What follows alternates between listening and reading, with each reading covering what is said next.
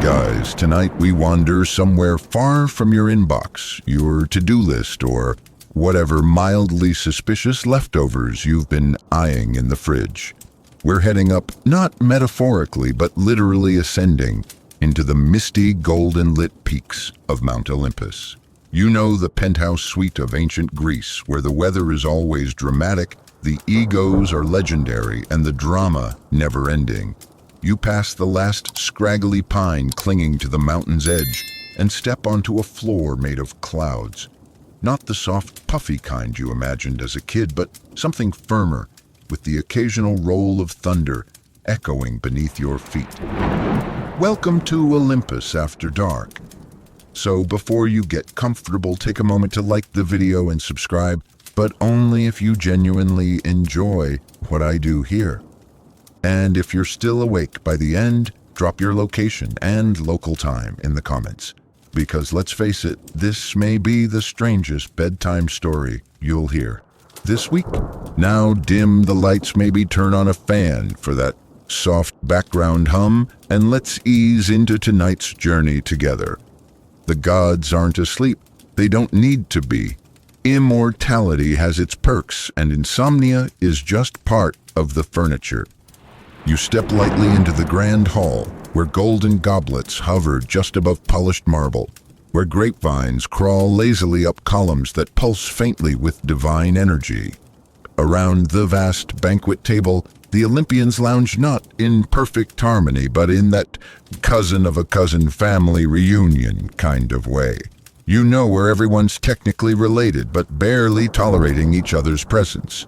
At the head sits Zeus. And yes, his beard is exactly as fluffy as every statue suggests, but his eyes restless, always scanning, always planning.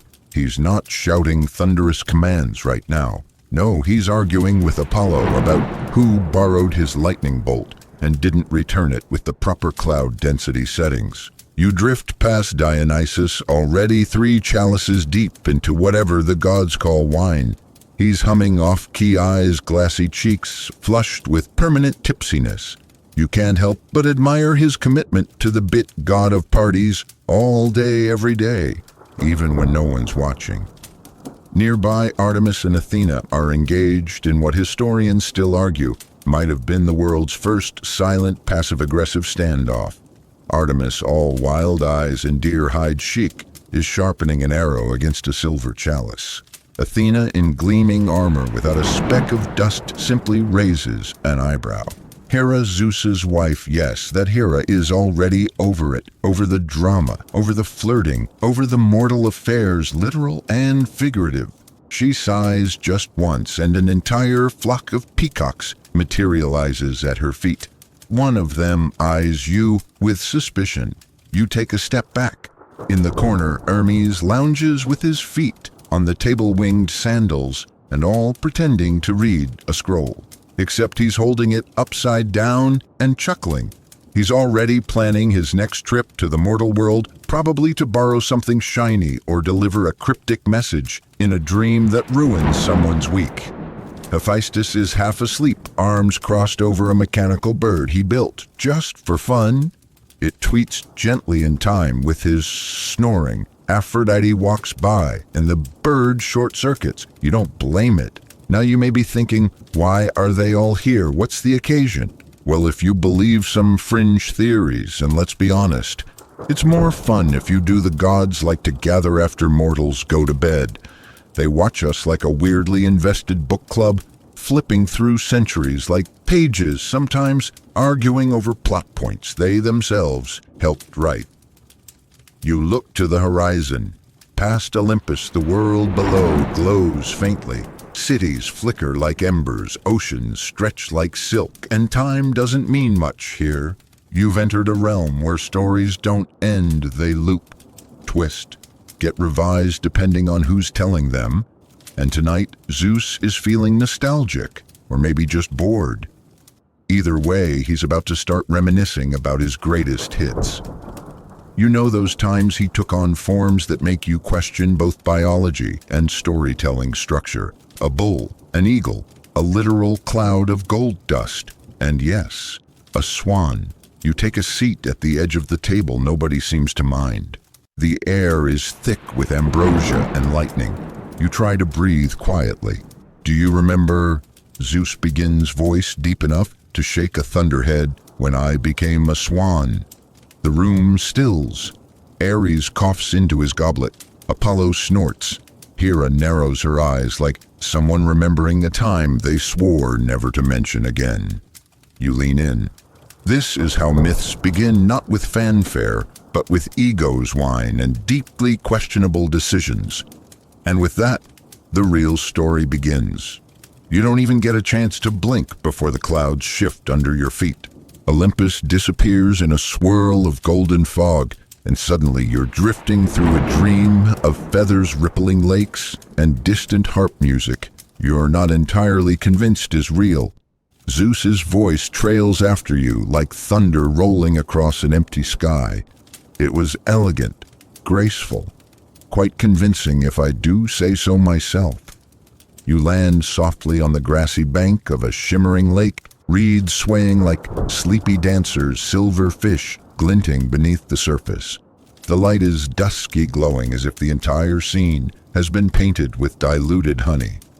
And there he is, the swan. To be clear, this isn't your average swan. He's enormous, glorious, the kind of bird that looks like he's had several personal stylists and a contract with a luxury perfume brand. Each feather gleams like pearl. His long neck curves with unsettling poise, and his eyes very much not bird eyes. You spot divine mischief in them. Yes, this is Zeus, king of Olympus, god of lightning and order, currently gliding across a lake like a swan-shaped social experiment. You try to process what could possibly have led to this moment. Why not just introduce himself with a business card and a celestial trumpet? But then again, this is Greek mythology. If something can be turned into a metaphor or a bird, it will be. You're not alone in your confusion. Historians still argue whether this shape-shifting habit of Zeus's was meant as camouflage, a test, or just some ancient version of dramatic flair. But let's be real, it's probably all three. You wade a little deeper into the story. This isn't just about theatrics, this is about Leda. Leda, queen of Sparta, wife of Tyndareus, mother of several children, whose birth certificates would make a modern genealogist throw their clipboard. According to the most commonly told tale, and there are many, Leda encounters Zeus at this very lake. He's in swan form because why not, and being chased by a predatory eagle, or so he claims. You observe from behind a willow tree as Leda, drawn by either compassion or curiosity, reaches out to comfort the frightened creature. The swan nestles into her arms, trembling. It's almost poetic if you can ignore the sheer weirdness of what's about to unfold. Now, ancient myths tend to get interpretive at this point. We won't dive too deeply into that, because this is bedtime, not an ethics seminar. But the important thing is this: sometime after their lakeside encounter, Leda lays 2 eggs. Yes, eggs. This is Greek mythology. Logic is on vacation. From those eggs hatch 4 children. 2 are mortal Clytemnestra and Castor. 2 are divine Helen, yes, that Helen, and Pollux, though depending on which version. You hear the divine mortal split varies like a mythological lottery. And here's the kicker nobody really knows. If all 4 came from Zeus, or if some are from her actual husband. It's the kind of parental uncertainty that would keep Olympus's Maury Povich very busy. You drift closer as Leda kneels beside the egg's fingers, trembling. One of them cracks open, a soft golden glow spills out. There's a child inside, blinking up at her with eyes that already know too much. It's Helen. The face that will eventually launch 1,000 ships, the woman whose beauty will spark a war so long and ridiculous it will inspire poets for millennia and confuse high school students forever. But in this moment, Helen is just a quiet infant in a shell, swaddled in divine riddle and human skin. The swan gone. Not a feather left. Zeus is already back on Olympus, likely enjoying a celebratory goblet of fermented moonlight or something equally extravagant. Back at the lake, Leda sighs deep and low. She knows what this moment means. Royal scandal, divine favor, confusing parentage, Spartan politics, maybe even a whisper of destiny. You sit beside her not to disturb, just to listen. The wind picks up, the reeds hush. A heron flaps slowly overhead, dragging your gaze skyward. You wonder why a swan? Why not something flashier? A lion, a dragon, a flaming chariot. Some say Zeus chose the swan because it symbolizes beauty. Others argue it was a clever disguise, something gentle and unthreatening. Or maybe he saw the lake and thought, you know what, this needs me. With wings. Fringe scholars once tried to explain this behavior as a leftover from Indo-European storm god myths, where the ruler of the skies often took animal form. Others say it's just the ancient world's version of a dramatic entrance, like kicking in the door to a banquet but feathered. Still, you wonder if there's something more in the swan's eyes. Loneliness, maybe, or the weight of being worshipped for eternity and still feeling the itch to walk among mortals. Or paddle, as it were. You look again at the egg. The other one starts to twitch. Inside twin destinies, heroes and tragedies tangled together in embryonic prophecy. And for now, the water laps gently at the shore, hiding what comes next. You lie back in the grass. The stars appear one by one like lazy fireflies punched into the velvet sky. The night is quiet, except for the faint echo of wings that may or may not have ever been there at all. You blink once, maybe twice, and the lakeside dream dissolves. Gone are the reeds and feathered illusions. Now you find yourself in motion, slow but steady, rocking gently atop the waves of a deep blue sea.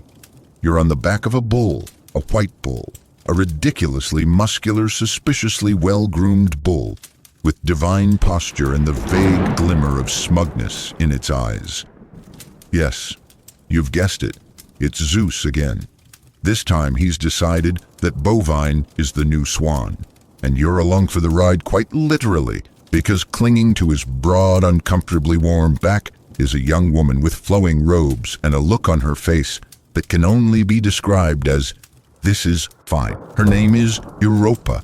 She's a Phoenician princess, intelligent, graceful, and for reasons historians still debate, extremely unlucky when it comes to divine attention.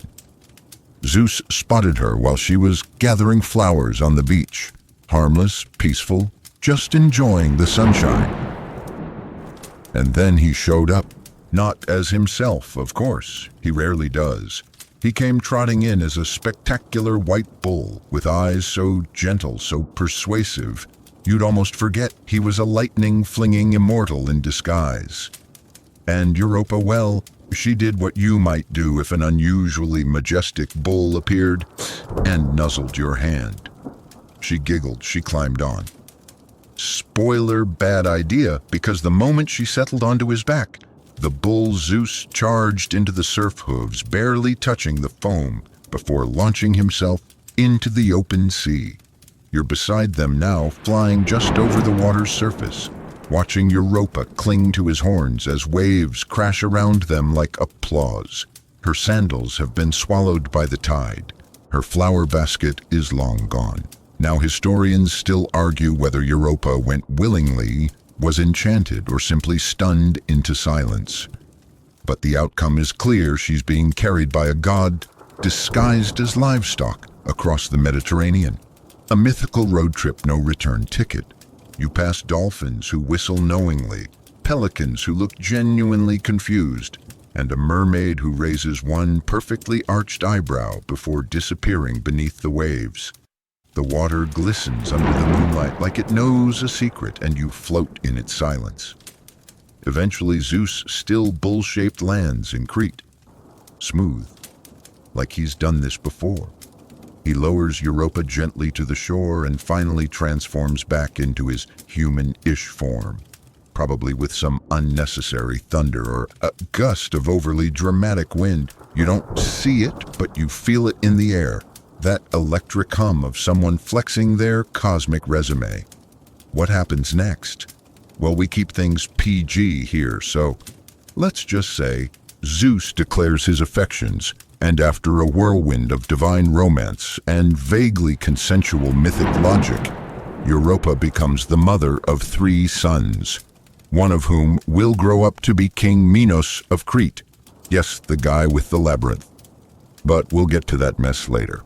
For now, Europa sits beneath an olive tree hair, still wet dress clinging to her like a second skin. She's not crying, she's thinking. You sit beside her, and for a moment the waves hush. The wind stops and time folds in on itself like an origami crane.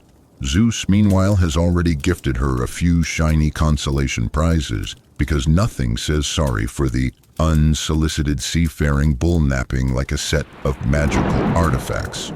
A javelin that never misses, a guard dog that never sleeps, and a bronze robot that patrols the island like a walking alarm system.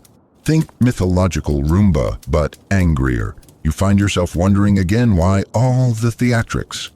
Why doesn't Zeus just walk up to people and introduce himself like a regular immortal? Some scholars whisper about power dynamics, about how these transformations gave him narrative control.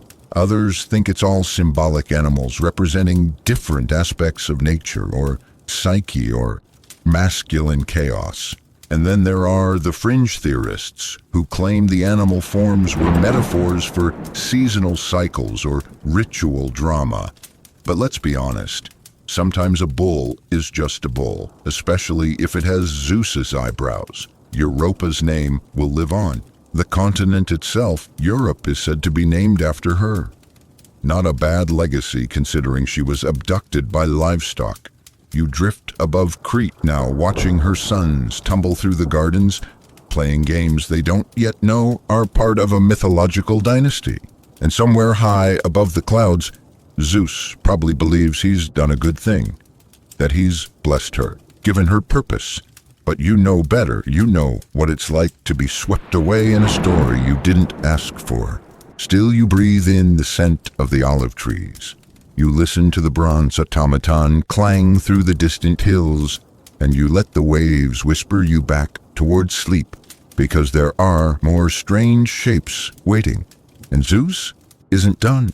The waves recede, the olive groves fade. You feel the warmth of Crete lifting off your skin like the end of a long dream, and just when you think you might drift off completely, you're tugged again gently, persistently into a new story. Into new feathers. The Swan is back. But this time things feel different. You're no longer beside a tranquil lake. Instead, you find yourself on the banks of the Eurotas River, where the tall reeds whistle secrets, and the air hums with the scent of wild thyme and the unspoken weight of fate. The sun is low warm gold dripping over stone temples and water that glides like brushed silk. You recognize the woman walking the shore. It's Leda again, or maybe it's always been her. She moves with the composure of someone used to navigating impossible choices. Her robe gathers dust at the hem. Her braid swings like a pendulum. She's not startled when the Swan returns. She simply watches. You realize something important. This is not the same version of the story you saw before, because surprise Greek myths don't believe in singular timelines. Multiple versions coexist, each insisting on its own truth, like a dinner party full of historians who won't stop interrupting each other. In this version, Zeus does not pretend to be chaste. There is no staged eagle attack, no appeal to sympathy. He simply appears silent, white radiant, and settles beside Leda, with the casual confidence of someone who knows mortals never quite say no to gods. And Leda, she still embraces him, but this time she knows who he is. She knows what the gods can do, how they grant and take lift and break. She knows she'll be blamed for this, no matter how the story is told. She holds him anyway, Not because she's fooled, but because she wants to write her own ending, even if it's brief. Even if it's in ink she doesn't control. You sit beside her, once more invisible, listening to the gentle rustle of wings and the deeper silence between them. You don't move. You don't breathe too loudly. The myth is unfolding again, and this time it's personal. Later you'll remember that some versions of the tale say Zeus came to Leda after she had been with her husband, King Tyndareus. That the twin eggs she later bore contained a mysterious shuffle of parentage, 2 fathers, 2 timelines, 1 giant metaphysical shrug. Some say Helen and Pollux were Zeus's children, divine and radiant. Others say Castor and Clytemnestra were entirely mortal, but the myth doesn't clarify. It doesn't even apologize. It just continues. Historians still argue whether this entire episode was meant to be symbolic about the collision of divine will and mortal choice, or maybe it was simply meant to confuse. Greek myths do love a good identity crisis. And then there's the egg thing again. You return to that image, Leda kneeling in her chamber, her robes gathered like wings, cradling eggs in her lap, like offerings from a reality that no longer follows natural law. One of those eggs hatches Helen, the most famous beauty in myth, whose face will someday be blamed for an entire war. The kind of war that inspires decades of poetry, bronze-smeared battlegrounds, and the worst family reunions ever committed to parchment.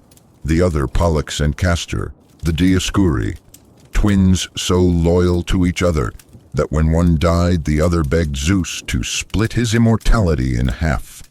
And Zeus, perhaps moved, perhaps just in the mood for celestial drama, turned them into stars. The Gemini constellation, still twinkling, still watching. You tilt your head. There they are, just barely visible in the sky above. A reminder that even in myths, some siblings choose love over logic. And you wonder how many choices in this story actually belong to the humans. Did Leda get to choose anything, or was she simply a vessel, a means to an end in the great cosmic soap opera? There's something haunting about the calmness in her eyes. She knows her daughter will be legend. She knows her story will be written by men in tunics with opinions. But she also knows something they don't. That behind every epic war, every golden child, every glittering prophecy, is a mother who had no say in how it began. You linger just a little longer, watching the wind stroke the surface of the river. In the distance, swans float peacefully, unaware or pretending not to know that one of their own once contained a thunder god in disguise. And maybe that's the point. Maybe some myths aren't meant to be understood, only carried, like feathers caught in a breeze, soft enough to sleep beneath, sharp enough to cut if you press too hard. You press your palm to the earth. It's warm, the kind of warmth that makes you forget for a moment that anything was ever strange. The river fades, and with it the glint of swan wings and eggshells. You drift sideways through the folds of myth, like slipping between curtains of sleep. Time doesn't move here, not forward, not backward, it just reshapes. You know where you're headed, and it's somewhere louder, messier, cracked open with consequence. You're back in Sparta, but years later now. Leda's children have grown, her palace is colder, and gossip clings to the walls like smoke. You walk the marble corridors, echoing with sandal steps and whisper fights. Everyone has something to say about the eggs, about Helen, about what happened at the riverbank that day, though no one really knows. That's the problem with mythology. The loudest version wins. And Helen, she is impossible not to look at. You find her sitting in a quiet courtyard sunlight, turning her hair the color of ancient honey. She doesn't speak. She doesn't have to. Her face, yes, that one holds the weight of 1,000 rumors. Even now, long before ships or sieges, she's already more symbol than girl. And she knows it. The palace maidens murmur. Ministers nod too long. Young princes trip over their own sandals trying to be noticed. But Helen, She stares off toward the mountains as if already sensing the epic that will grow like ivy from the seeds of her birth. You wander away through a side hall and find something strange. An egg, just one polished and oddly intact, resting on a silver dish. You don't touch it. Some things aren't meant to be picked up, but you wonder if it's real, or a relic, or a metaphor someone forgot to decode. Down another corridor, you come upon Clytemnestra, Helen's sister, mortal, grounded, slightly terrifying. She's sharpening a dagger not out of need, but out of principle. She doesn't have Helen's glow, but she has her fire. And one day she'll be known for her own myth, one that involves vengeance, betrayal, and a bathtub. But not yet. The sisters pass each other in the hall. Neither speaks. It's the silence of two people born from the same egg and yet growing into entirely separate fates. And somewhere in the distance, the sound of a lute. Pollux and Castor, the twins, practicing for one of their ceremonial duels. They're inseparable in the way that only divine-touched siblings can be, laughing, sparring, finishing each other's complaints. But you notice something strange sometimes. When Pollux wins, he looks sorry. And when Castor loses, he looks tired.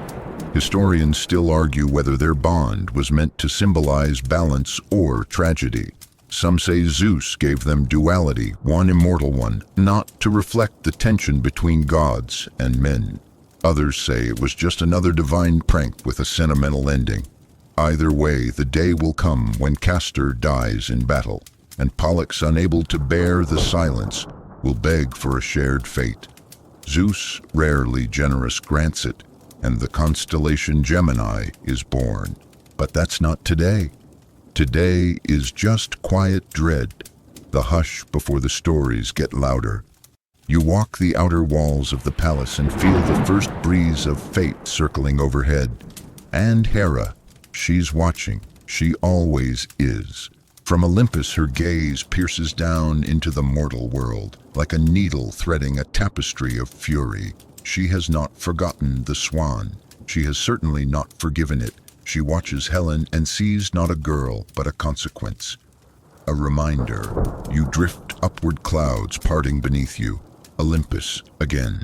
Hera reclines on her throne, one hand cupping her chin, the other absently stroking the feathers of a peacock, who looks like it's trying to mind its own business. Around her, lesser gods walk carefully, quietly, the way you do around someone who has turned vengeance into an art form. Hera isn't shouting. That's not her way. She's waiting. Because Zeus never stops. And the next transformation is already stirring. The clouds roil beneath you like slow-boiling milk, thick and whispering. Olympus fades behind your shoulders, and the air grows quieter, not calm exactly, but tense, like a held breath stretched across the sky. You're descending again, this time into something softer, greener, with the distant clang of cowbells and a meadow that smells of time and betrayal. You land on all fours, don't ask how, and find yourself face to face with a cow. A beautiful cow, a woman-shaped cow if you squint, and blink, and then stare a little too long. Her eyes are human, brown, tired, and filled with the kind of anxiety you usually only see in people who've just realized they replied all on a group email. She is grazing because she doesn't have much choice, and flicking her tail in the irritated rhythm of someone who used to have control over her life and now gets startled by her own reflection in water. This is Io, a priestess. Once beloved by Hera, actually. Beautiful, devout, utterly unprepared for the level of attention she was about to attract. Zeus saw her. Of course he did. One afternoon while she performed sacred rites. He watched her with that particular kind of interest that usually leads to someone getting turned into a farm animal. Now Zeus, being Zeus, couldn't exactly hide his obsession. And Hera, being Hera, picked up on it immediately. She doesn't miss a flicker. She doesn't let herself miss a flicker. So when Zeus, in his panic, turned Io into a cow to protect her, Hera simply smiled, nodded, and asked oh so politely if she might have the cow as a gift. Zeus caught, stammered, agreed, which brings us here. Io as a cow is now under Hera's watch. Not alone though. No, Hera assigns her a guard, and not just any guard, a giant named Argus, with 100 eyes, all over his body, some always open, some blinking, some you're pretty sure just watching you for fun. Argus is efficient, vigilant, the type who would set 6 alarms for a morning meeting and show up 20 minutes early just to stress everyone out. Io, trapped in her own skin, wanders the fields under Argus's supervision. She tries to sleep, but one or another of his eyes always glows in the dark. She tries to escape, but he appears instantly looming and silent. The only freedom she has is in her dreams, and even there, it's uncertain. You trail behind her, walking gently through the tall grass. She doesn't see you, but her ears twitch like she might feel you. And then one night, things change. Hermes arrives. You almost miss him at first. He slides in like a breeze-winged sandals, barely making a sound, lyre slung across his back. He hums, tuneless and soft, like he's building the soundtrack to someone else's dream. He's been sent by Zeus, obviously, to fix the problem Zeus made worse, to free the cow that was a girl, that was a priestess. Hermes approaches Argus not with swords or fire, but with stories. He sits beside him and begins to play, slow circular melodies that loop in on themselves. He talks about roads that vanish behind you, about dreams that never end, about cows that cry like people. And Argus, he listens. The thing about having 100 eyes is that eventually you want to close them, just for a moment, just to rest. One by one, Argus's eyes blink shut, until only 2 are left, then 1, then none.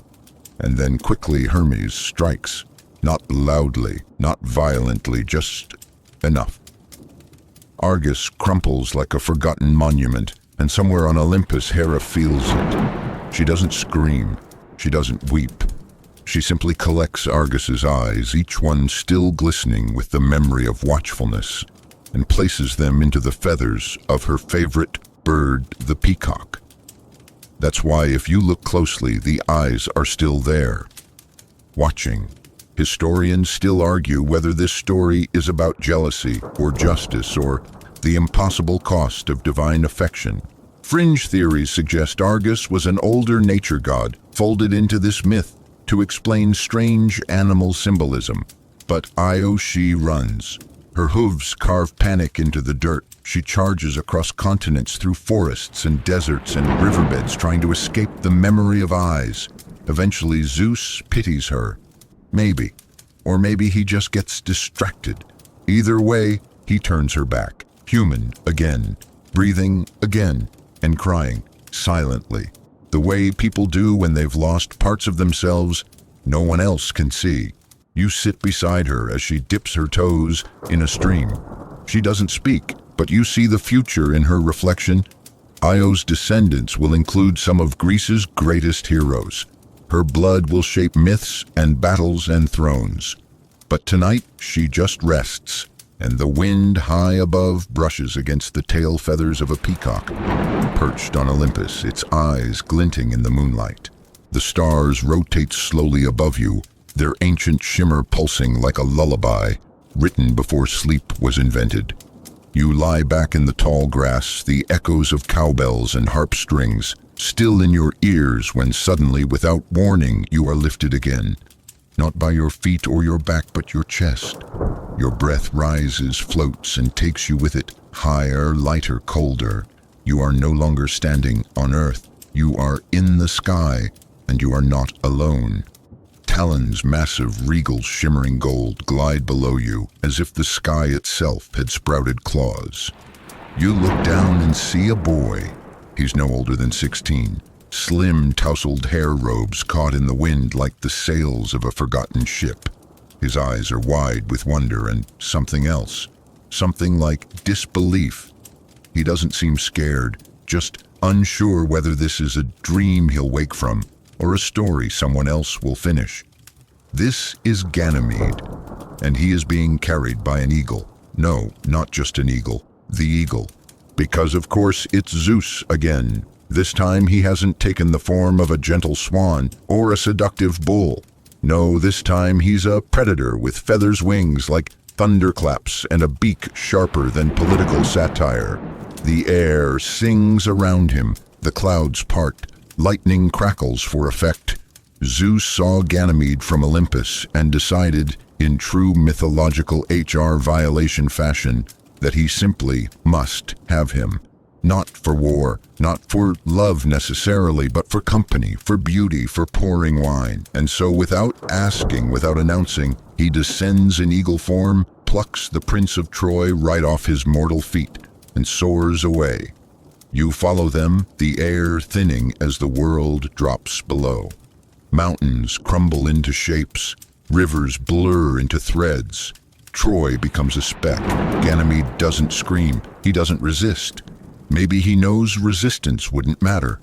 Eventually, Olympus comes into view, its golden gates swinging open not with creaks or trumpets, but with an arrogant hush, the kind of silence reserved for those who know the rules don't apply to them. Zeus sets Ganymede down at a banquet surrounded by gods who barely glance up. Hermes raises a brow. Though Hera stares, her expression is pure icicle, a cold so refined it doesn't even melt in sunlight. You sit near her just out of view, and you can hear the thoughts ticking behind her gaze. First the swan, then the bull. Now an eagle. Hera doesn't shout. That's not her style, she plots. She files emotions under later, and then she makes art from spite. Zeus, meanwhile, hands Ganymede a golden jug and declares him cupbearer of the gods, immortal, elevated. The boy blinks, still wind-blown, and pours nectar with steady hands. Historians still argue whether this was an abduction or a promotion. Was Ganymede a victim, a chosen one, a symbol of divine favor or divine overreach? Some call it love. Others call it theft. You float above the banquet watching Ganymede adapt. His shoulders square, his eyes adjust to the light. He learns the names of each god, each mood, each petty feud. He becomes in a way invisible and invaluable, like many in service roles throughout history, always present, never centered. And then because myths love to twist a gift, Zeus gives Ganymede a constellation, Aquarius, the water-bearer. You trace it now across the velvet sky, a boy pouring celestial wine into the void forever. His story burned into the cosmos, but not his voice, never his version. And what of the humans left behind? You return just briefly to Troy. You see a father looking at the empty spot in the garden where his son used to laugh. You see servants whisper. You see a kingdom adjust to absence the way people always do, quietly and too fast. Back in Olympus, Ganymede moves with grace now. He smiles politely. He leans into eternity. But sometimes, just sometimes, he looks toward earth and remembers wind in his hair grass underfoot. Wine he poured for himself, and not others. You sit with him a moment longer, high above the world, the stars breathing beside you, and you realize even the chosen feel far from home. The stars dim like old stage lights. The air folds in on itself, and you begin falling, not fast, but slowly, like a leaf that's a little too self-important. Ganymede's constellation fades behind you, and the echo of Hera's frosty silence still lingers like cold breath on glass. You land somewhere soft. You're in a garden, but not the dreamy kind. This one is meticulously trimmed, overly fragrant and pulsing with peacock feathers. Peacocks everywhere, roosting in marble alcoves, perched along ivory railings. A few strutting down stone paths, like they've been cast in a drama only they understand. Welcome to Hera's personal sanctuary. She's here, of course. You don't see her at first, but you feel her. That unmistakable presence of someone who is always 5 steps ahead, and rarely in the mood to be interrupted. She appears by a fountain, one hand trailing through the water. like she's teasing the surface of memory. Her gown shimmers not because it's covered in sequins, but because it seems woven from the strands of law itself. Divine law.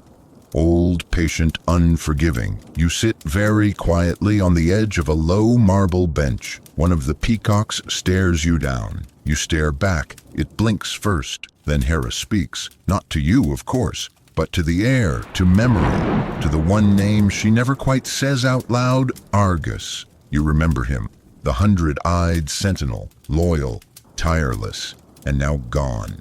After Hermes lulled him to sleep and slipped a blade between myth and muscle, Hera didn't just mourn, she repurposed.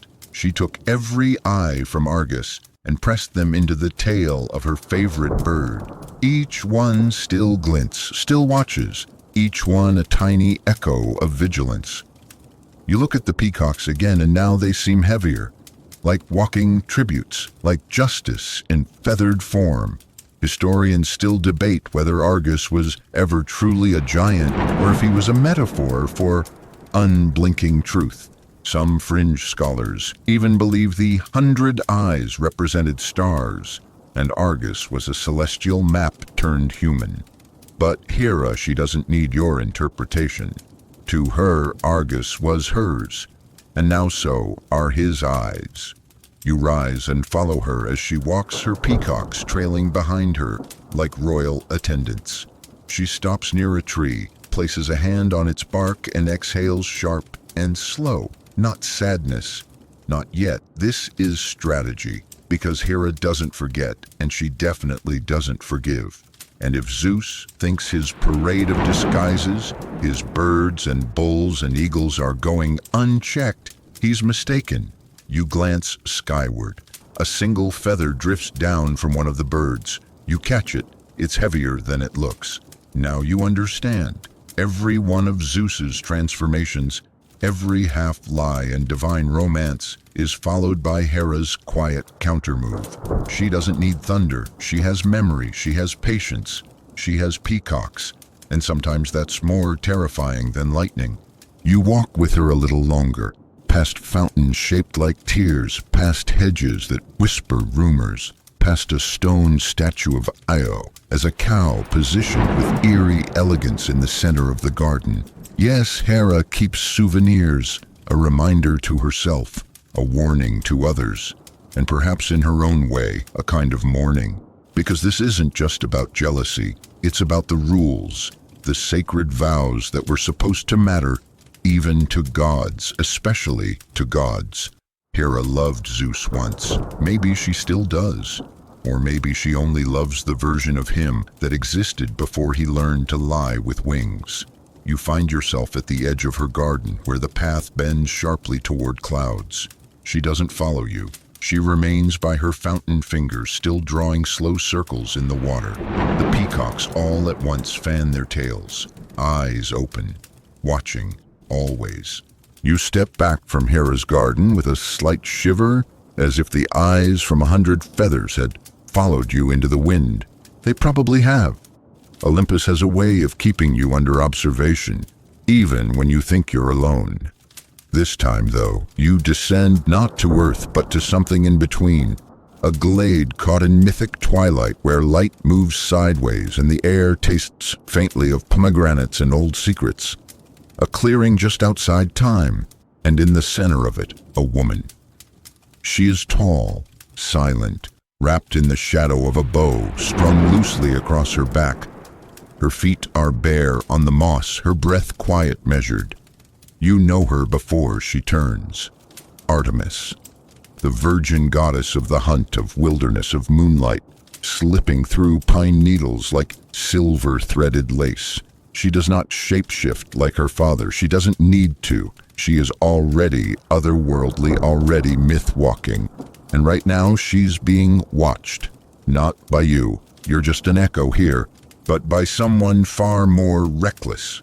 Actaeon, a young hunter, handsome in that overly confident way that rarely ends well in ancient Greece.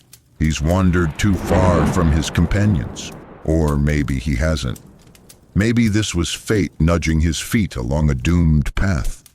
He pushes aside the brambles and steps into the clearing eyes, adjusting to the golden glow of the pool. And there, bathing with her nymphs, is Artemis. She freezes, not in fear, but in that cold, silent fury that only gods can wear without effort. The nymphs gasp, clutching robes scattering like startled birds. And Actaeon. He realizes. Too late. He stammers, backs away, maybe apologizes, maybe just breathes too loud. But the punishment comes before any words can change it. With a glance, Artemis transforms him. Not into a stone, not into a tree, but into a stag. A beautiful one. Antlers like polished bone. Eyes wide with something between awe and horror. And then before you can even exhale, his own hunting dogs catch his scent. They don't recognize him. They don't hesitate. They chase him through the forest, barking with loyalty sharpened into teeth. Actaeon, now all hooves and panic, runs. Branches slap his flanks, thorns dig into his sides. He leaps and stumbles, not understanding how quickly the line between man and prey can blur. You run with him ghost-like through the underbrush. You feel his chest heave. You hear the baying grow louder. And then silence. You never see the end. Artemis doesn't need to watch.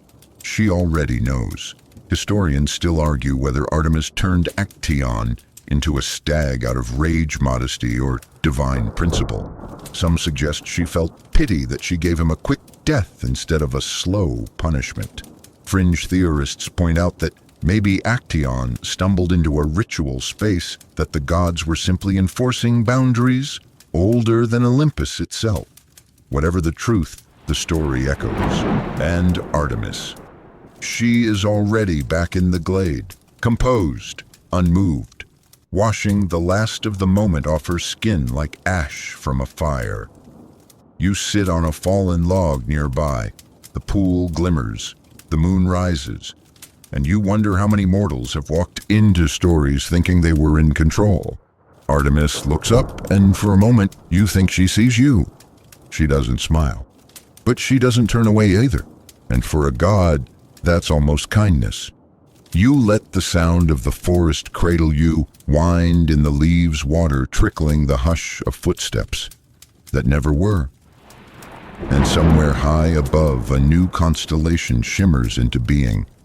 A stag, forever running, forever watched. You linger beneath the moonlight a moment longer, letting Artemis's glade dissolve behind you in wisps of silver and pine. The quiet hangs on your shoulders like a heavy cloak, until it's abruptly peeled away by the thunderous clang of metal on marble. You're back on Olympus, this time in the middle of a debate so intense even the clouds seem to be edging away in discomfort. At the center of it all, Zeus' fists, clenched eyes sparking. Across from him, perfectly composed and unbothered, stands Athena. She doesn't yell. She never yells. She doesn't have to. You slip behind a half-column of gold-veined onyx and listen. Athena is making her case logical as ever, crisp as parchment, threading reason into the chaos like a needle through wool. Her voice is low but sharp, the kind of tone that has ended wars and sparked 5-day conferences. She's trying to explain again why, perhaps, just perhaps, Zeus should stop transforming into random animals and invading mortal lives like it's his personal game of mythological charades. Zeus naturally is not amused. You don't understand subtlety, he growls. Athena raises a brow. You're a Swan father. That's not subtle, that's surreal. Hermes chuckles from the corner. You try not to. Athena turns her armor glinting faintly. There's no anger in her movements, only precision. She's the goddess of wisdom and war strategy after all. Not screaming matches, just clean, irrefutable logic. She continues, you create chaos and then blame the mortals for being confused by it. You disguise yourself as animals and call it destiny. You rewrite the rules every time you change shape and then wonder why your temples are half empty. Zeus starts to interrupt. She holds up one finger, and even he stops. Historians still argue whether Athena was truly born fully armored from Zeus's forehead, or if that was just divine PR. Regardless, there's no mistaking the steel in her voice now. She paces the hall, slowly speaking of mortal suffering like a general reading casualty reports.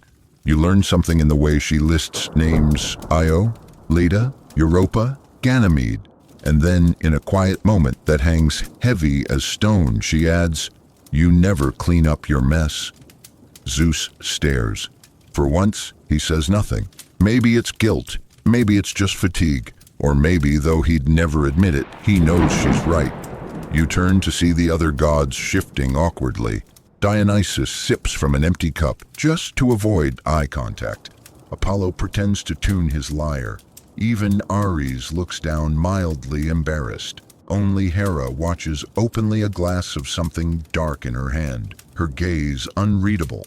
Athena stops at the center of the chamber. This pantheon, she says, was meant to guide mortals, not confuse them, not toy with them. A moment of silence, then she turns her head toward you, not directly, but almost, like she knows you're there. "You know what they say down below," she says to no one in particular. "They say our stories are strange, that our choices make no sense." She steps forward, voice dropping. "They're not wrong."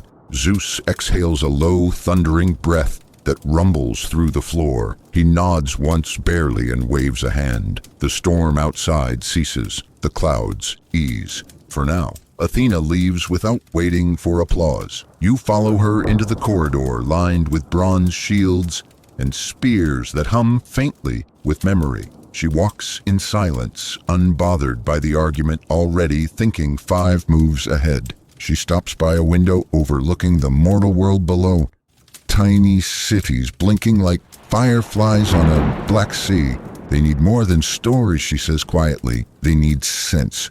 You nod, though she doesn't see it. She adjusts her armor, brushes a strand of hair from her brow, and walks away, leaving you with a single, cooling thought.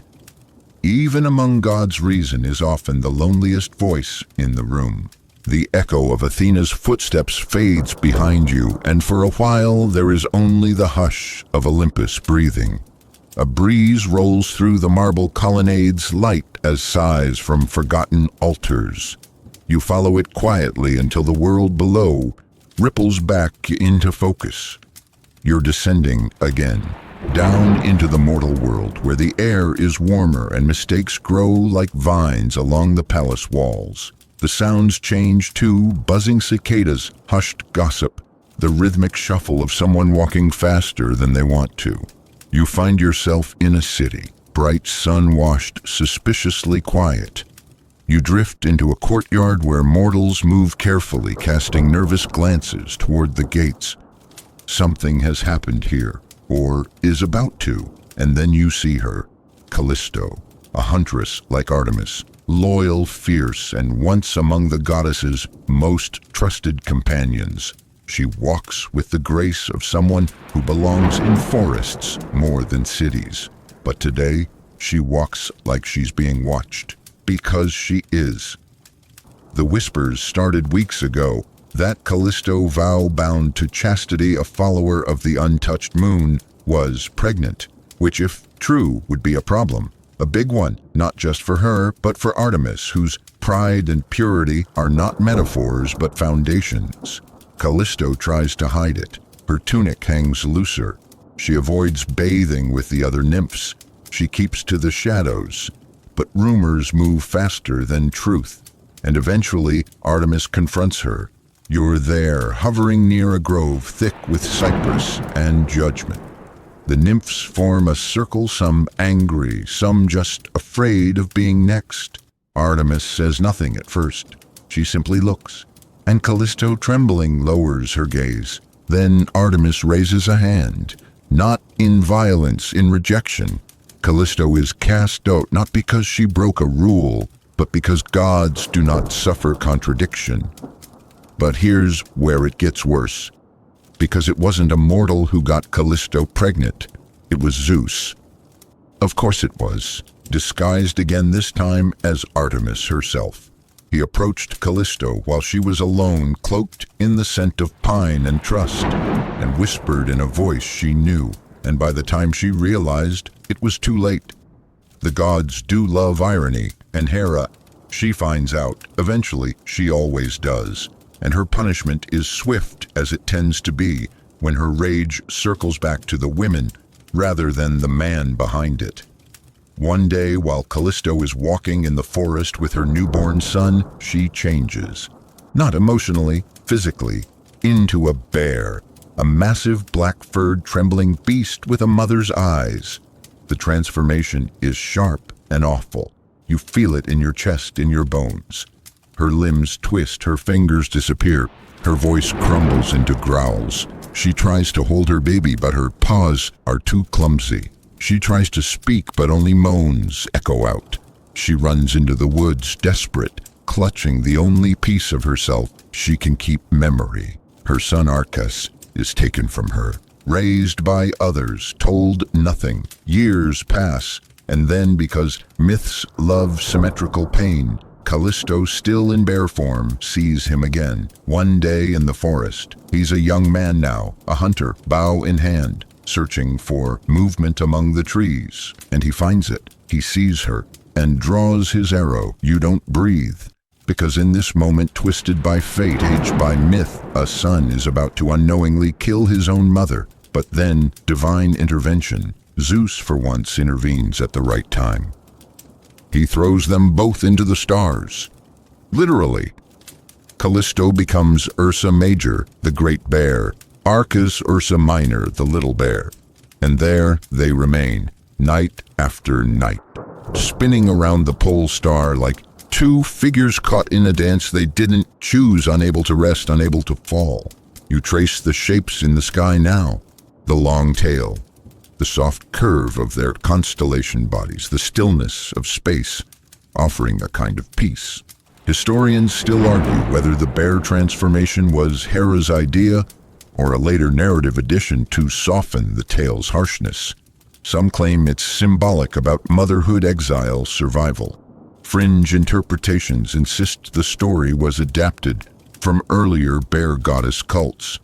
But standing here now beneath the stars, you don't need analysis. You just need to look up and remember that even in punishment, even in pain, there are stories that burn bright enough to be seen forever. Callisto watches still. She always will. The stars above you blur again, not like you're falling, but like you're being gently turned, rotated, as if the universe itself has decided to spin a little story globe, and you're caught inside the clouds swirling past its surface. The constellations recede, the moon disappears, and suddenly you are back on Olympus, because even though the mortals keep getting burned, the fire always starts here. You're in one of the smaller halls now, quieter.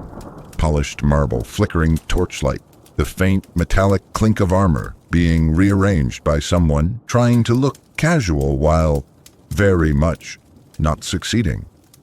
Apollo stands in the center of the room, holding a scroll he clearly hasn't read yet. Beside him, Ares paces like he wants to fight the scroll. Dionysus is lounging nearby, drinking something fizzy and inappropriate for the time of day. Hermes pops in, pops out, then pops back in again just to roll his eyes. And at the center of this half-bored, half-amused divine circle, Zeus. Again, he's leaning against a pillar, telling a story that, like most of his stories, started out serious and is now swerving into wildly unnecessary detail. Something about a lightning bolt, a temple collapsing, a particularly angry goat. You tune in, halfway through, doesn't matter. He's just warming up. Because Athena has entered. She isn't here for the story. She's here for answers. And what begins next is not an argument, it's a clash between logic and hubris. Again, Athena gestures toward the mortal world, her voice low and deadly sharp. Let's talk about your children. Zeus smiles too wide. Which one? Exactly. Because here's the thing no one says out loud, but everyone knows Zeus has more children than there are islands in the Aegean. most of them born from cryptic rendezvous and even more cryptic forms, some conceived in moments of glory, others in myths better left unexplored. And Athena is tired of cleaning up the consequences. "You know who I mean," she says, pacing now. "The ones you name but don't raise. The ones who live half their lives wondering why thunder sounds familiar." You flinch. That one hits. Zeus shrugs. "I offer gifts, power, heritage, but no guidance," she snaps. You glance around. Even Ares pauses his pacing.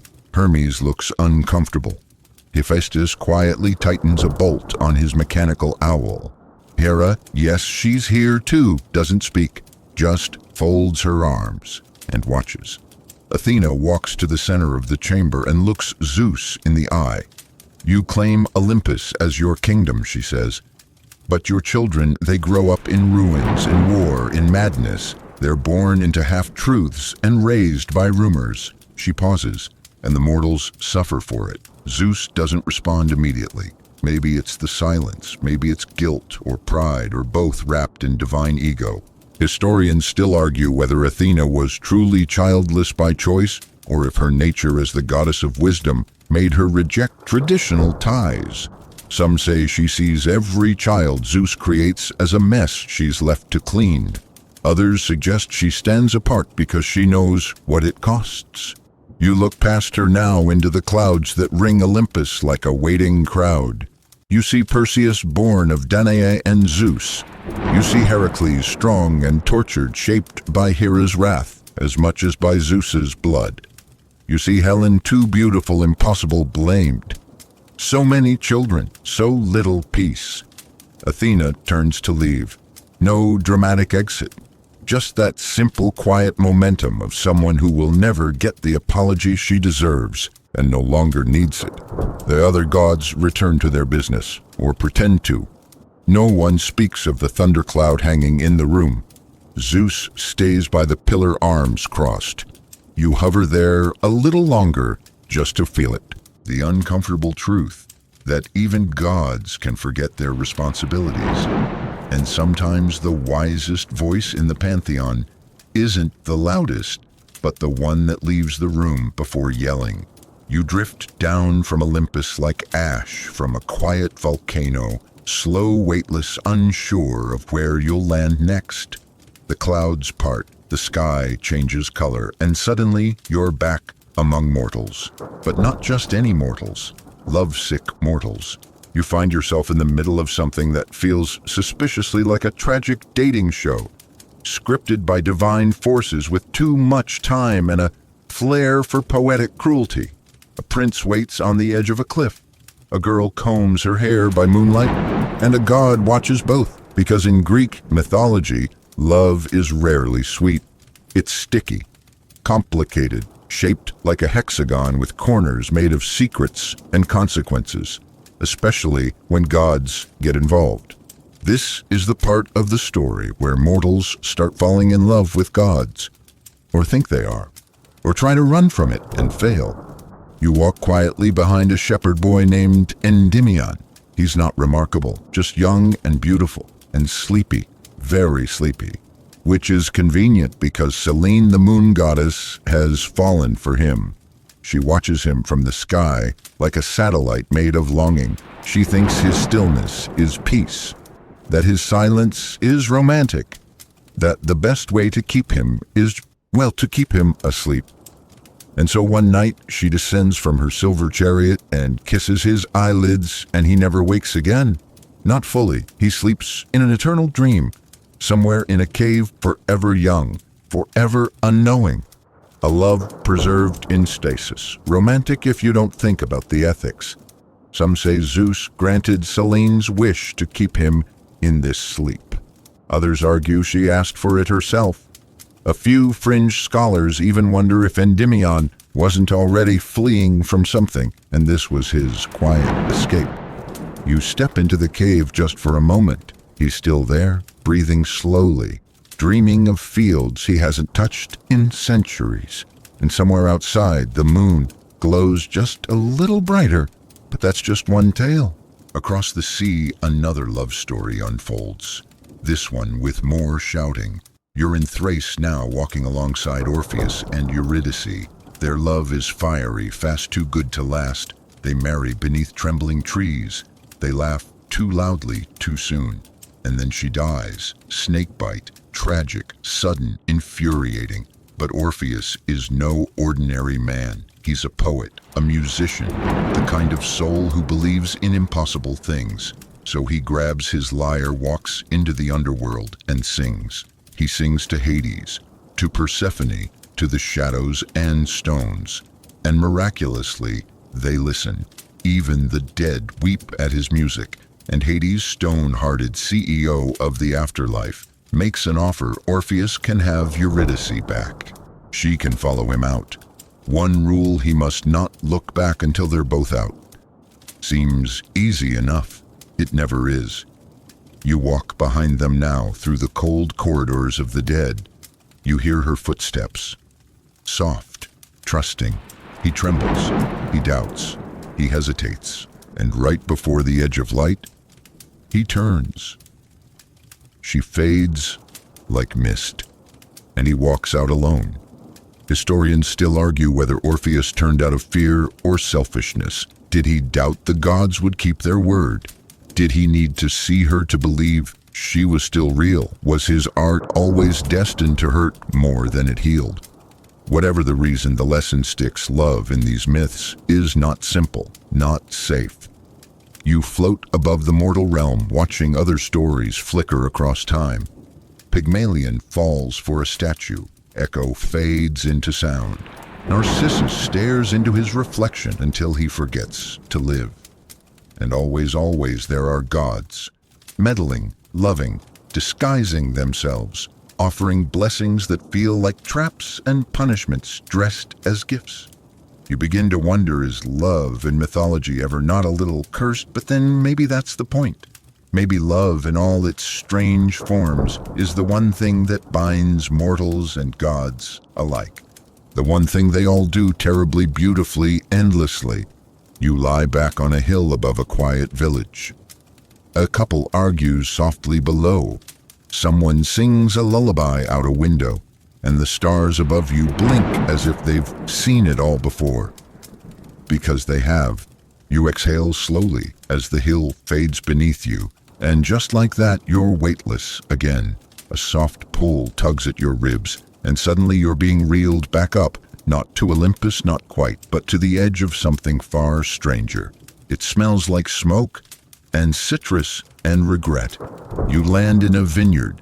It's not wild or overgrown, but carefully tended, lush, with winding vines and swollen grapes that hum faintly with the threat of mischief.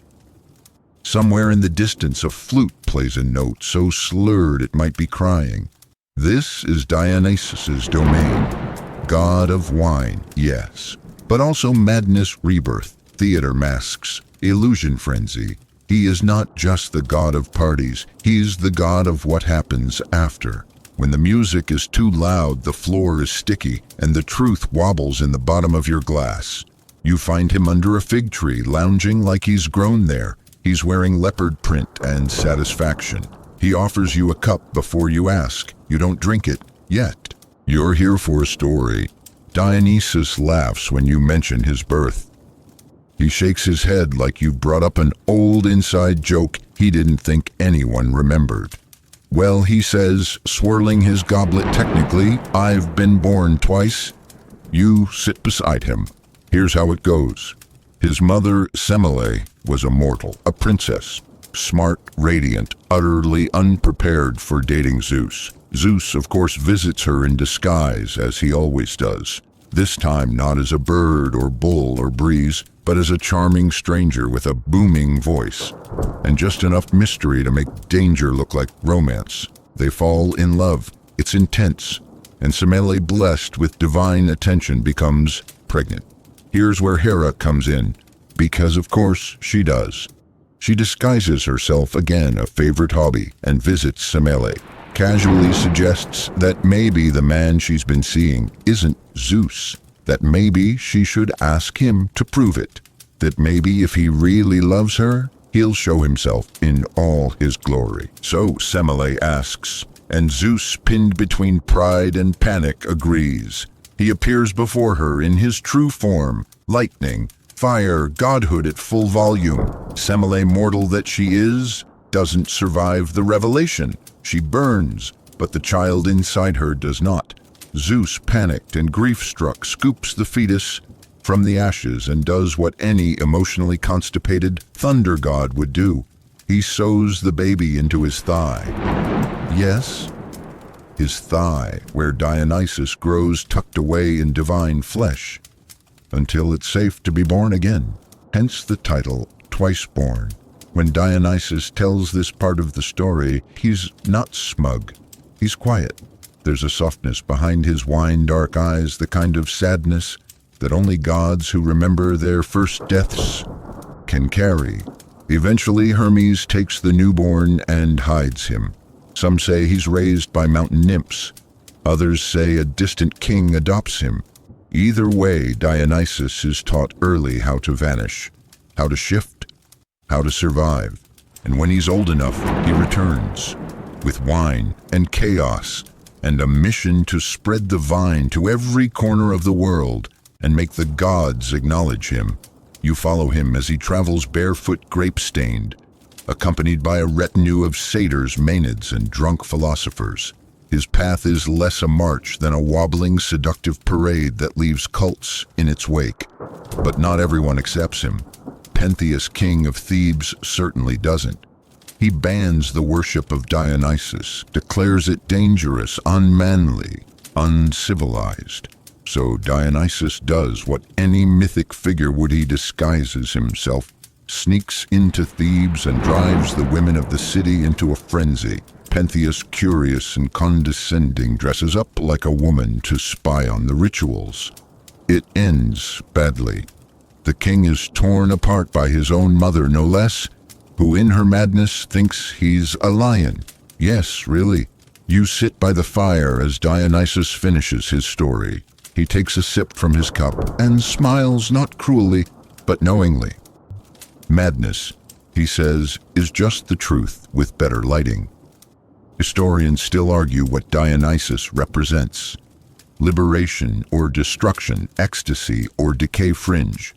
Scholars even claim he was a late addition to the pantheon, imported from older, stranger gods. But you sit in his vineyard surrounded by laughter and screaming and music and sobbing and understand that maybe he's all of it, and that sometimes being born twice means you remember more than you want to. You finally sip the wine. It tastes like memory. The wine warms you. Not like alcohol, not like anything human. It seeps into your breath, your pulse, the marrow of your thoughts. Everything softens, tilts slightly. The sky seems to smile. But Dionysus fades behind you, now swallowed by flute song and ivy. You're moving again, this time down into the stonework of a kingdom carved by wind and myth, where palaces rise not toward the sky, but curl like labyrinths into the earth. You feel the coolness on your skin before your feet land. Welcome to Crete, King Minos's Crete. The palace of Knossos sprawls before you, bright frescoes, twisting corridors, a breeze that smells like honey and something much older. Everything seems too clean, too carefully arranged, like someone is trying very hard to distract you, and at the center of it all, the labyrinth. You don't see it yet, but you feel it, and you know what's inside. But before the Minotaur, before the blood, before the echoes and the thread, there's a story much stranger, a story about a woman and a bull. Her name is Pasiphae. She's a queen, wife of Minos, regal, clever, and cursed. You follow her through the palace halls, your footsteps soundless against the mosaic floors. She moves like someone who used to trust the gods and now keeps receipts. Here's what happened. Minos, eager to impress both mortals and immortals, made a deal with Poseidon. The sea god sent him a miraculous white bull with the understanding that Minos would sacrifice it in honor of the gods. But Minos, seeing how glorious the bull was, decided to keep it. Bad idea. Poseidon, understandably furious, doesn't strike Minos directly. He strikes Pasiphae. He makes her fall in love with the bull. Yes, that kind of love. You pause here, because it's bedtime, not trauma hour. But the myth insists. Pasiphae, driven by something beyond her control, seeks help from Daedalus, the master craftsman, the man who will later build wings for his son. The one who understands that genius and ethics don't always travel together. He constructs a wooden cow, hollow, lifelike. Pasiphae climbs inside, and from that union, terrible, confusing, divine, comes a child, half man, half bull, the Minotaur. You shiver not from fear, but from the weight of what it means to be born from punishment. You travel deeper now into the earth, where stone breathes and dust remembers. The labyrinth coils beneath the palace like intestines absorbing footsteps and hope in equal measure. King Minos, ashamed yet practical, commands Daedalus to construct it, not just to hide the Minotaur, but to keep him alive, contained, forgotten. You drift through the halls, turn after turn after turn, no end, no beginning. Just the lowing echo of a creature that didn't ask to exist. You find him at the center, the Minotaur. He isn't charging. He isn't snarling. He sits, a massive frame hunched over knees, fingers, not hooves, threading slowly through the straw at his feet. He looks up and you see it, the sorrow, the confusion, the sense of being too much and not enough all at once. Half of him is myth, the other half just a boy who never learned why the world kept him in the dark. Historians still argue whether the labyrinth was a real place, a metaphor for the mind, or an elaborate moral maze. Fringe scholars believe the Minotaur represents chaos born from political deceit. Others say it's about shame. You just see a boy. Later, Theseus will come, with a sword, and a ball of thread, and an air of entitlement that only heroes seem to perfect. He'll kill the Minotaur. He'll walk out smiling. But for now, in this moment, you sit beside the creature and realize some monsters aren't born. They're built out of love, twisted out of choices, punished out of silence and shadows and labyrinths we call home. And somewhere above the palace hosts another banquet. No one toasts to the sun underground. The labyrinth closes behind you, not with a door, but with silence. A silence that doesn't just muffle, but erases. You float upward through layers of stone and shame through the halls of a palace that never stops smiling for guests, and into the bright, sharp light of somewhere new. It's colder here, cleaner. You're inside a temple. The walls are ivory. The air smells of olive oil and dust, and in the center stands a statue so radiant it seems to hum. You know instantly whose temple this is, Athena's. But she's not here now, not in person. Just her legacy, her gaze, her impossible standards carved into marble. You drift past polished shields and bronze-tipped spears, past a mosaic of a woman with snakes for hair, and that's where the story pulls you next. Into a smaller room, with shadows, and stone, and silence. Because you're about to meet Medusa, not the monster, the woman. She wasn't always fanged and scaled and snake-haired. No, she was once a priestess, devoted, beautiful, human. She served Athena in this very temple, kept the floors swept, the lamps lit, the offerings neat. Her hair was her pride, long, dark, impossible not to notice. She was admired, perhaps too admired, because one day Poseidon saw her, and Poseidon, sea god, brother of Zeus, grand champion of misbehavior, decided he wanted her. He didn't ask. He didn't care that it was in Athena's temple. And when it was over, Athena came, and Medusa, broken and trembling, expected compassion. Instead, she was cursed, transformed, snake hair, stone stare, a body no longer her own, not for what was done to her, but for where it happened. Athena, goddess of order and logic, chose to protect her temple's sanctity over her servant's pain. You sit with Medusa now in the cave she fled to. It's damp, silent, isolated in that way survivors often are. She brushes a hand through her serpents, who hiss softly, not angrily, but protectively. She's not cruel, she's just tired. She doesn't hunt heroes, they come to her. And when they do, she defends herself, one stare at a time. Historians still argue whether Medusa's curse was punishment or protection. Some say Athena turned her into a weapon so no one could hurt her again. Others claim it was pure retribution. The myths contradict themselves, as always. You watch the snakes twist in her hair like restless thoughts. You hear the wind through the stones. You wonder how many versions of her story would exist if she could speak them herself. Eventually someone will come for her.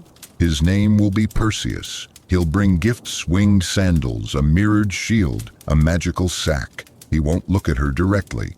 He'll use Athena's own tools to take her head. And the moment it's done, her story will change again.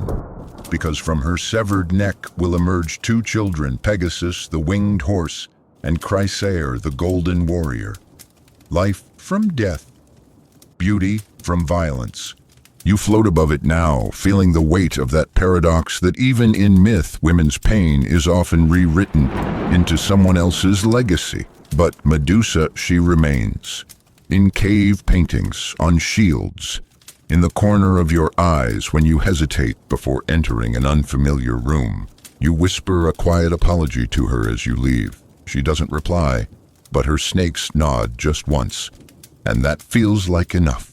The cave fades behind you, its darkness curling back into myth, and now you're airborne again, buoyed by the wind, the weight of unspoken apologies, and the lingering whisper of serpents slithering through memory.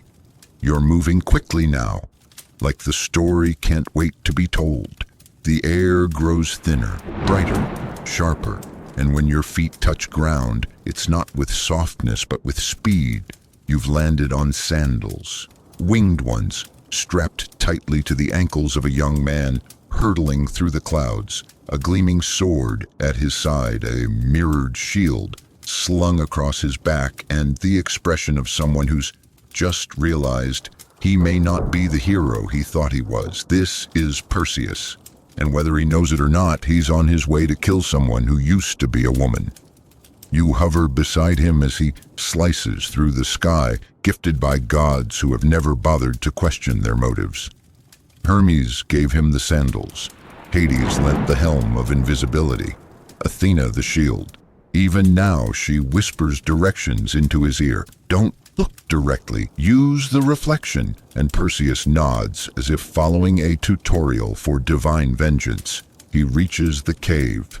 You've been here before. The smell is the same stone salt quiet rage, but now it's different. The shadows twitch, the wind stalls. You see Medusa sleeping. Her snakes are calm, their coils slow and pulsing like they're dreaming too. And for a moment Perseus hesitates, but the story does not. He raises the blade, holds the shield at the right angle, moves quickly, cleanly, and it's over. She doesn't scream. She doesn't even open her eyes. Her head falls and the cave fills with a strange kind of light birth and ending, radiance and wrongness. From her neck springs Pegasus, galloping into the clouds like some surreal painting. Then Chrysaor, golden and warlike, vanishing into myth before he can be explained. Perseus stares down at what he's done. He doesn't gloat. He doesn't smile. He just picks up the head and tucks it into the magical satchel like a souvenir no one should ever carry. The gods will call him a hero. They always do. You follow him home, his path winding through islands and storms, his heart heavier than he'll ever admit. He uses Medusa's head once. Then again, turns monsters to stone. Saves a princess from a sea serpent, impresses a kingdom, gains a throne. He never sees her face, not once, and yet he carries her forever. Historians still argue whether Perseus was brave or manipulated. Was he a hero or just a well-equipped errand boy? For Olympus fringe theorists say Medusa's death wasn't an ending, it was a transformation. That in death she became more powerful than any living myth, because her head never stopped being dangerous. Even after her story did, Athena in the end takes it, mounts it on her shield. A trophy, a warning, a symbol, maybe all three. You float above the world, now watching statues line palace gardens, their faces locked in terror stories, frozen mid-scream, and Medusa's stare still working, still protecting, still punishing. You wonder if she ever dreamed of being seen without turning anyone to stone. You close your eyes and whisper, thanks, not for the hero, but for the ones who lived even when their stories didn't. You leave behind the chisel-sharp silence of Medusa's aftermath rising once more through cloud and memory. Olympus glitters distantly, but you don't return there, not yet. The story's not done. The divine still ripple through the mortal world like wine through water, staining everything just slightly purple and chaotic. And now you find yourself dropped into something familiar, not regal, not celestial, just crowded. A family gathering in a palace you don't recognize at first. Servants carrying platters, courtiers murmuring politely, and an old man staring at a boy with more expectation than affection. This is a family tree, and at the root, of course, is Zeus. You spot him seated at the head of an ornate table. Not transformed this time, just tired perhaps. Or amused. It's hard to tell. His eyes scan the room like someone checking for loose ends. He forgot to tie centuries ago. And there are a lot of loose ends, because this section is about his kids. You take a breath and start counting. You're introduced first to Heracles. Yes, that Heracles, the one with the lion skin, the club, the 12 labors, and a trauma file thicker than the Iliad. His strength is legendary. So is his suffering. Hera hated him from the moment he wailed in his cradle, not because of him, but because he existed. Because Zeus had a child with Alcmene, a mortal woman, and named him after her, Hera, as if that would help. Spoiler, it did not. You step past Heracles just as he's recounting the time he wrestled death for a friend. No big deal. Then you meet Helen, born from an egg, radiant, blamed for a war, worshipped and condemned in equal measure. Some say she was the daughter of Zeus and Leda. Others say she was crafted from narrative convenience and male projection. Both might be true. And Pollux Helen's half-brother or twin, depending on which mythographer was in a rush. He sits beside his mortal twin Castor, offering silent loyalty and celestial symmetry. You remember their choice: one brother dies, and the other gives up half his immortality so they can take turns being alive. That's family. Next, Perseus, polished, confident, recently back from decapitating Medusa. You saw him earlier, heavy with invisible guilt. Now he's retelling the tale like a highlight reel for Olympus PR. Nobody mentions Medusa's name. Across the room, Minos. Yes, that Minos, the labyrinth guy. His mother, Europa. His father, arguably Zeus, in bull form. You're starting to see a pattern. There's more. Epiphus, son of Io, who still flinches when people say cow. Arcas, born of Callisto, who stares at constellations like he's trying to find her eyes. Dionysus, ever the outlier, drinking from a cup no one else dares touch. And sprinkled among them, heroes, kings, demigods. Some grateful, some confused, some angry. A divine family reunion. No one's really smiling. You watch the tension, the shared glances, the undercurrent of knowing they exist because a god couldn't help himself. Historians still argue about Zeus's role as a father. Was he protective, neglectful? Did he bless his children or simply leave them to clean up his celestial impulses? Fringe scholars suggest the sheer volume of his offspring wasn't just lust, but a desperate attempt at immortality through legacy. You look at the faces in the room. Half of them glow with divinity. The other half glow with something sadder, recognition, because being a child of Zeus means being extraordinary, yes, but also being alone in a crowd of other forgotten miracles. You step away from the feast toward a balcony. The night stretches endlessly, and you wonder if Zeus ever counts them all, if he remembers their names, if he dreams of them not as stories but as sons and daughters, with lives he never stayed to witness. You look up. The sky is full of stars, most of them named after his children. You wonder if that was his way of making amends, or just marking territory. The sky glimmers with too many names. You let them go one by one, like leaves drifting into a river you can no longer see the bottom of. The constellations blur, the air bends, and suddenly you're falling again, but not far, just into a forest. Not wild like Artemis's woods, not tragic like Callisto's exile, but soft, sun-dappled, quiet, until it isn't. You hear footsteps fast, uneven, a heartbeat not your own. You turn, and there she is, Daphne, running. You don't know from what yet, but the panic in her breath is clear. She dashes through underbrush and stone paths, not stopping to think, not daring to look back. Her hair catches on branches, her sandals snap. She doesn't care. You run with her, silent as a breeze, and then you hear it. Someone is calling her name. Too lovingly, too loudly. Apollo, yes, that Apollo, god of the sun, poetry, healing, and on this particular day, unwelcome obsession. He doesn't mean to scare her, but he does. Because Apollo is brilliant, golden, and entirely unused to being ignored. It started with an insult. Eros, the little god of love, was mocked by Apollo for carrying childish weapons. So Eros, feeling petty as gods often do, decided to demonstrate his power. 2 arrows, one tipped with gold to ignite love, one tipped with lead to repel it. He shoots Apollo with the first. He shoots Daphne with the second. You can guess the rest.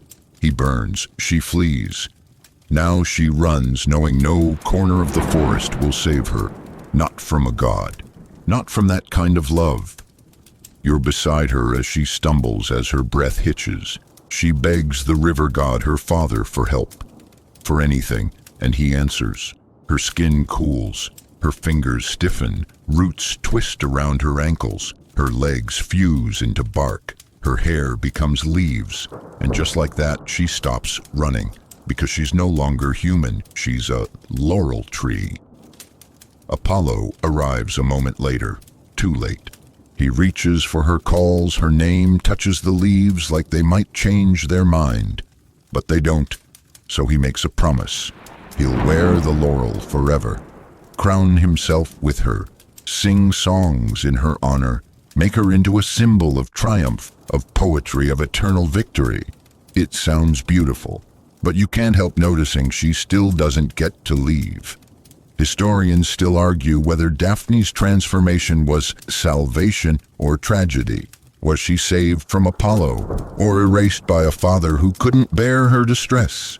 Fringe interpretations suggest the laurel tree became sacred to Apollo out of guilt, not devotion. You walk the grove, now quiet beneath the rustle of green gold leaves. A breeze moves through the branches like an apology that came too late. Apollo plays his lyre somewhere nearby. The melody is perfect, but the silence between the notes, that's hers. You lie beneath the tree, feel the bark, listen to the leaves whisper in a language older than words. And you realize, in a world of chasing gods and changing shapes, sometimes the only escape is stillness. Even if it costs you everything. The wind through the laurel leaves fades to a hush, less a sound than a memory, exhaling. You sit a moment longer beneath Daphne's still form, letting the bark and breeze settle into your skin, and then you rise. You're not sure how, but the myth has moved on, and so must you. It carries you upward light as thistledown, fast as rumor, and when your feet touch ground again, the air tastes like copper and invention. You're in a cave, not a dark, damp one. This one glows, a forge. Glowing embers pulse in the walls. Sparks dance from unseen tools. And somewhere deep within, a baby is crying. Not just any baby, Hermes. Yes, that Hermes, the messenger, the trickster, the god of travelers, merchants, thieves, and extremely suspicious smiles. But today, he's about 5 hours old, and already stealing. You watch stunned as infant Hermes wriggles free from his cradle, crawls out the door, and toddles off into the mortal world. No diaper, no supervision. Just pure ambition and a mischievous glint in eyes that have never once been innocent. Where's he going to steal Apollo's cows? Because why not start your divine career with a crime spree? You follow him as he reaches the herd. No hesitation, no remorse. He reverses their hooves so they appear to walk backwards, then hides them in a cave. He slaughters 2 of them, invents fire and music. Yes, music from a tortoise shell. Historians still argue whether this moment is meant to be comedic or foundational. Some say Hermes represents the chaos required for creativity. Others say he's the divine embodiment of startup culture. Either way, when Apollo confronts him, furious, golden, utterly baffled Hermes just grins and lies. "Oh, that's strange," he says, practically cooing. "I've been in my cradle the whole time." Apollo looks at the cows, looks at Hermes, looks at the lyre Hermes just invented and is already playing. The gods are gathering now, watching like it's reality TV. Even Zeus shows up, partly out of paternal obligation, partly because he has no idea where this is going. Hermes gives Apollo the lyre, a new instrument, magical, elegant, capable of calming storms and stirring hearts. Apollo takes it and forgives him, because that's the secret no one tells you about Hermes. He always gets away with it. He is too clever, too quick, too useful. Eventually he's appointed messenger of the gods, guide of souls to the underworld, patron of travelers and boundary crossers. The only god who can move freely between realms, between laws, between truths. He doesn't just represent movement, he is it. You walk beside him now through a winding path between worlds, Olympus to Earth, Earth to Hades, back again. He never trips. He never stops. He's already somewhere else before you finish the sentence. You ask him softly if he ever rests. He winks. Resting is just traveling slowly. Fringe scholars love Hermes. He's the loophole, the glitch in the system, the god of language, of borders, of mixed messages and inside jokes. He's the one who taught mortals how to trade and cheat, how to cross lines and come back with stories. He's the god of bedtime stories too, even the weird ones, especially the weird ones. As you leave the forge-turned playroom, you spot the lyre again, resting now in Apollo's hands, playing a soft song under the stars. Hermes vanishes into the breeze, already halfway to his next clever disaster. And you walk slower now, because every story needs someone to carry it, even the ones told by toddlers who steal cows before lunch. The stars blink above you like they're starting to enjoy this. You're not flying anymore, you're strolling through a battlefield that hasn't quite started. Through dust kicked up by sandals, the smell of iron and oiled leather. Through an energy in the air that says someone's about to start a fight, just to feel something. And standing in the middle of it, Ares, god of war. You pause because of course he's shirtless. He's flexing not just his muscles, but his attitude. Weapons hang off him like accessories. His armor glints, dented just enough to suggest use, polished just enough to suggest vanity. And the smirk, oh, that's a full-time profession. But no one here likes him. They respect him, fear him, maybe even follow him. But like him, no. Because Ares is war, not as glory, not as noble sacrifice, but as bloodlust, as ego, as the part of the battlefield where reason dies and shouting wins. You drift alongside him as he circles a group of soldiers, mortals this time. They can't see him, not really, but they feel him. the anger rising in their throats, the thrum in their hands, the impulse to strike first. He smiles. This is his version of a pep talk, but the gods, even they roll their eyes. Athena, goddess of strategic warfare, sees Ares as an embarrassment. Where she plans, he reacts. Where she wins with cunning, he bashes his way forward and calls it victory. They've fought before. He usually loses. He's okay with that. He's not in it to win. He's in it to fight. You sit on a nearby boulder watching him try to get anyone to admire him. You notice Aphrodite in the distance. Yes, her, the goddess of love. His not-so-secret lover. Which sounds romantic until you remember she's married to Hephaestus. You already know this won't end well. They don't even try to hide it. They meet in secret chambers and moonlit groves and occasionally right in the middle of a war camp. And then one day Hephaestus sets a trap, a net, invisible, unbreakable, woven from celestial thread and petty genius. He catches them mid-affair and summons the gods to watch. Literally, a divine roast. The other gods show up not to punish but to laugh. Ares, for once, doesn't smirk. Historians still argue about the purpose of this myth.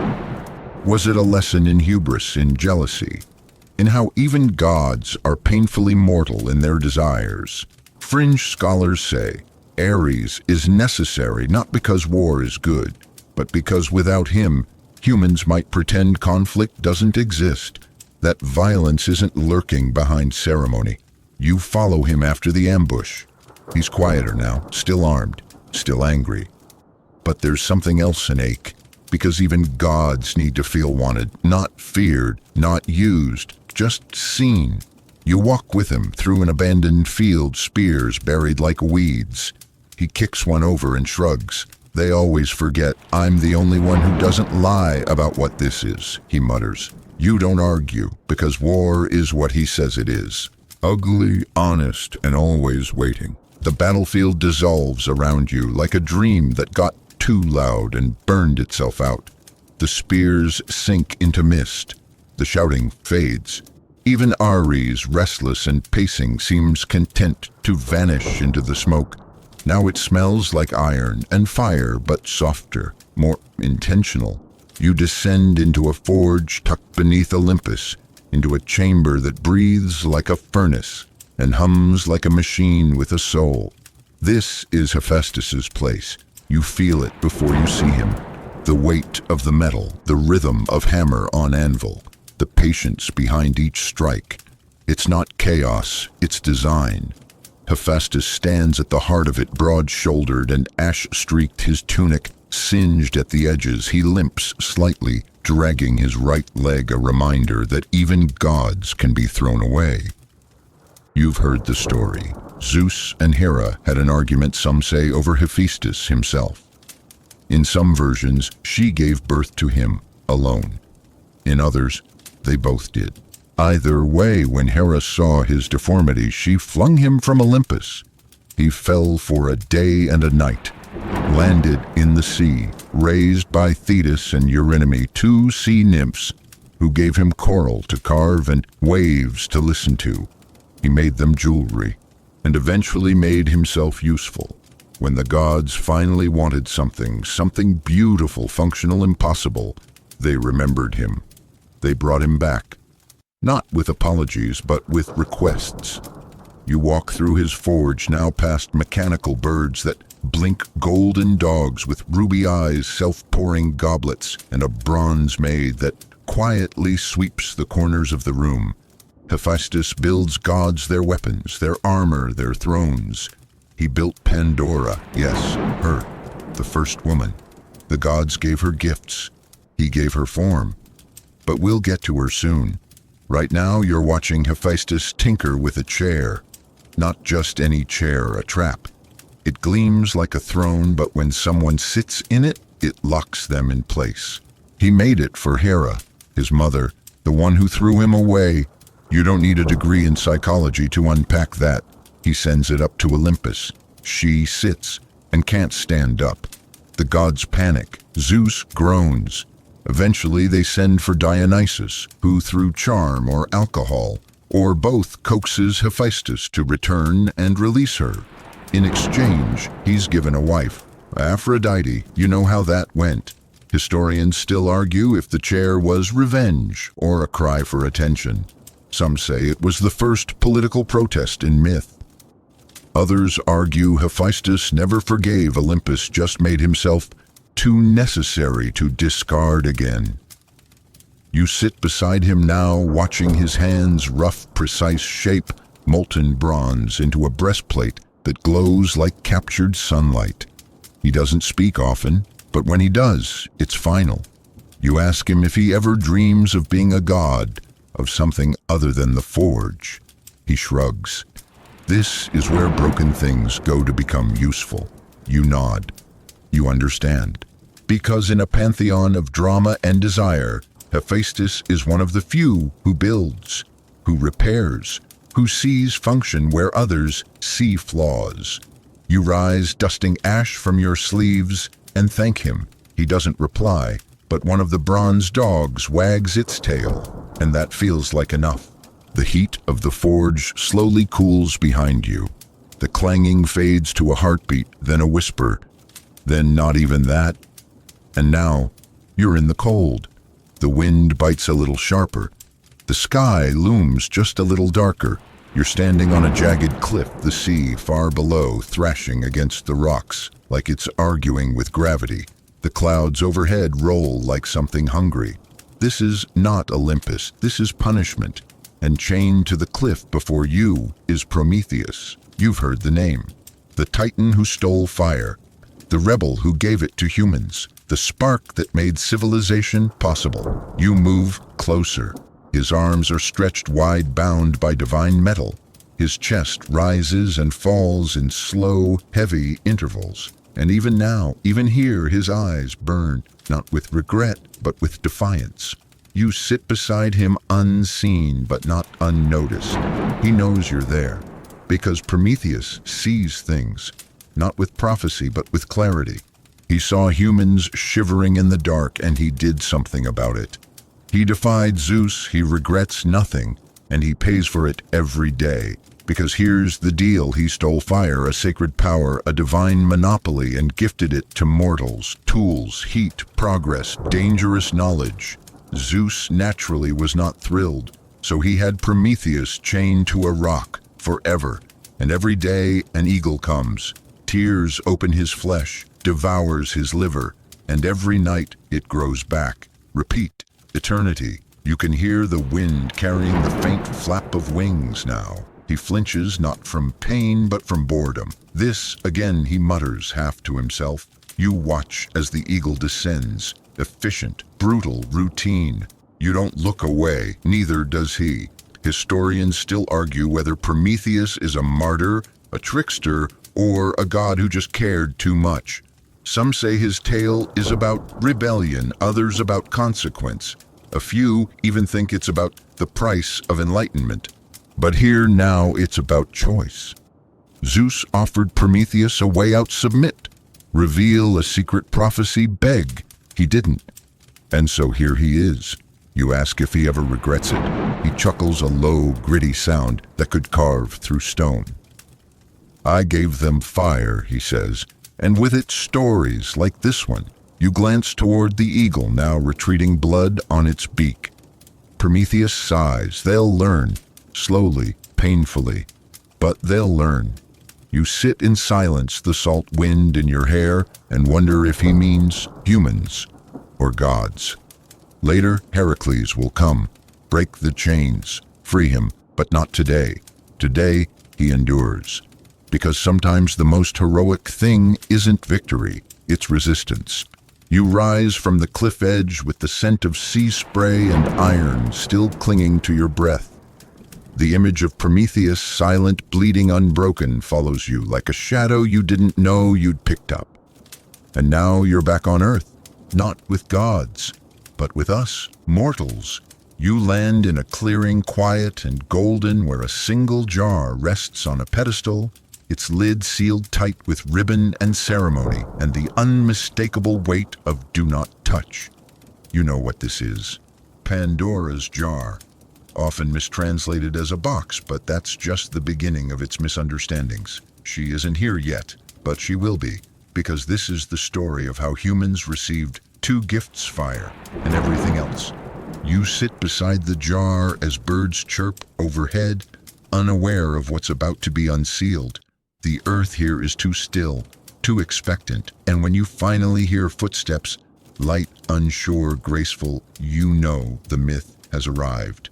Pandora, the first woman according to this particular tale. Crafted by Hephaestus, shaped from clay, painted by the hands of the gods.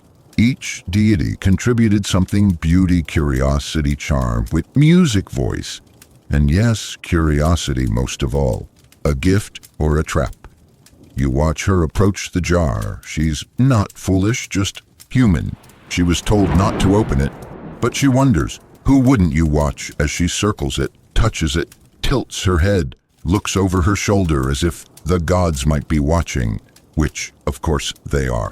She unties the ribbon, just a little, just enough, and the jar shudders, then opens, and out comes everything: sickness, famine, jealousy, greed, hatred, all the things mortals had never known before, all the chaos, all the shadows that now seep into history like oil into cloth.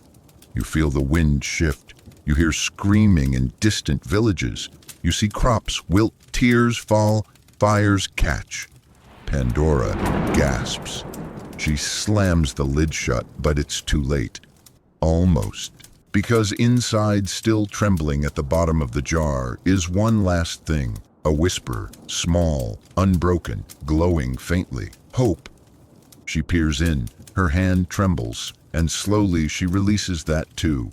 Hope flutters out like a wounded bird, not strong enough to undo what's been done, but enough to follow it, to soften it, to survive it. You sit with her now. She's crying not out of guilt, but because she knows this was always going to happen. Historians still argue what the jar really was: a metaphor, a mistranslation, a moral tale from a patriarchal society looking for someone to blame.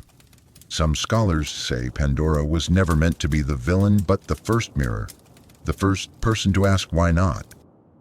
You watch as she kneels beside the jar, empty now, her face streaked with tears and light.